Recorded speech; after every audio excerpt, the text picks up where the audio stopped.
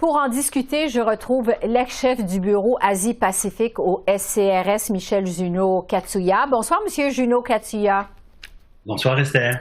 Le député Alain Thérien du Bloc québécois a demandé à plusieurs reprises aujourd'hui au rapporteur spécial pourquoi c'est pas possible de faire une enquête publique dans le cadre de l'ingérence étrangère, alors que ça s'est fait dans d'autres dossiers, comme par exemple celui de Maher Harar, qui impliquait pourtant des informations secrètes de 3 services de renseignement. Alors, qu'est-ce que vous avez pensé des justifications de David Johnston à ce sujet-là? Et on pourrait rajouter aussi l'enquête de Air India qui s'est faite d'ailleurs dans les mêmes circonstances. Je pense malheureusement que initialement, j'étais un peu comme M. Johnson ou un peu en désaccord avec l'idée d'une enquête publique afin de pouvoir protéger les informations à caractère très secrète et les informations aussi qui auraient pu ou qui pourraient révéler nos méthodes d'enquête, nos cibles ou des choses plus sensibles encore. Mais malheureusement, plus le temps passe et plus on entend la ritournelle que M. Johnson chante, qui est la même que M. Trudeau, où on tente de faire porter le blâme sur un manque de communication de la part des services de renseignement canadiens. Et c'est là où je suis en total désaccord, parce que j'ai observé, moi, depuis les 30 dernières années, les 5 derniers premiers ministres aussi faire exactement la même chose. On ignore l'information, on n'utilise pas l'information de la bonne manière, ou on l'utilise à des fins personnelles. Mais l'information s'est rendue à chaque fois. On informe les premiers ministres de choses très importantes de cette manière-là, ou du moins la garde rapprochée du premier ministre. Alors, de dire que l'information n'a pas été transmise, c'est faute d'être une demi-vérité, c'est peut-être une demi-menterie. Oui, parce que David Johnston a répété à plusieurs reprises que l'une des principales questions qu'il veut éclaircir, c'est justement les problèmes de transfert d'informations entre le SCRS et le gouvernement. Bon, on se rappelle que le député conservateur Michael Chung, qui avait été ciblé par Pékin, a jamais été prévenu de ces menaces. Est-ce qu'on va pouvoir faire justement la lumière sur cette question-là avec des audiences publiques, selon vous? On pourrait effectivement apporter des solutions. On pourrait discuter ouvertement des mécanismes de communication et des courroies de transmission qu'on pourrait établir s'il en manque. C'est un fait que effectivement, il y a une certaine maturité qui doit gagner l'ensemble de la caste politique et particulièrement les gens qui sont au pouvoir. Depuis des décennies, malheureusement, on a négligé certains aspects de la sécurité nationale et particulièrement tous les aspects qui touchent l'ingérence étrangère et particulièrement la Chine qui a toujours été favorisée dans cet ordre d'idées-là.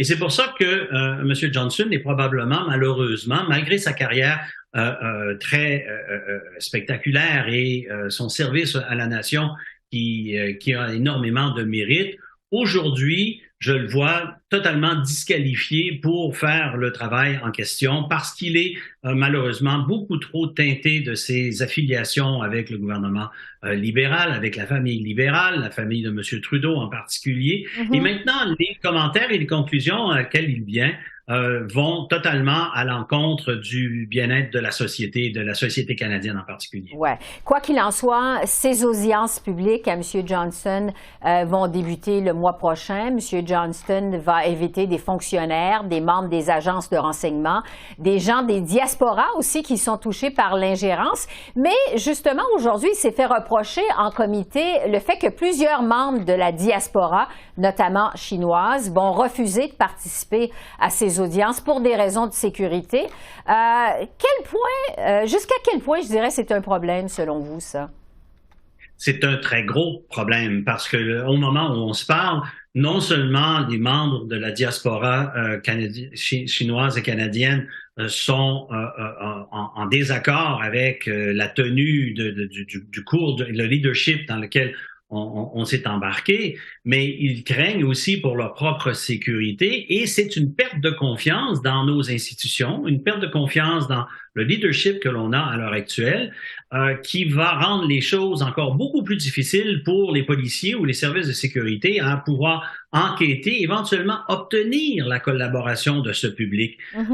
Et n'oublions pas aussi les alliés qui regardent aujourd'hui le Canada. Et là, on apprend que dans les années 90, il y a eu une opération Dragon Lord qui a été initiée par le ministère de la Justice américaine pour surveiller justement le gouvernement canadien parce qu'on doutait qu'on n'allait pas gérer l'ingérence étrangère comme il se devait. Et là, on retourne à la fin des années 90.